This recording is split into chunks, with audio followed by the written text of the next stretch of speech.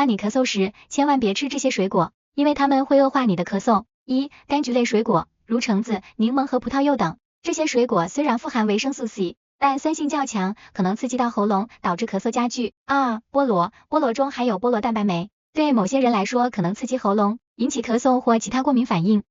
香蕉，尽管香蕉在多数情况下对喉咙是温和，但对于某些有哮喘或呼吸道敏感性疾病的人来说，香蕉可能增加粘液的产生，从而加重咳嗽。芒果中的某些化合物可能会引起对某些人的过敏反应，导致皮肤瘙痒或呼吸道反应，包括咳嗽，特别是如果个体对芒果中的天然化学物质敏感。石榴，虽然石榴具有多种健康益处，但其种子的粗糙质地可能对喉咙造成物理性刺激，尤其是在已经因感冒或其他呼吸道疾病而导致喉咙敏感时。柿子，特别是未完全成熟的柿子，含有较高的鞣酸，可能增加口腔和喉咙的粘稠感，对于已经有咳嗽症状的人可能会感到不适。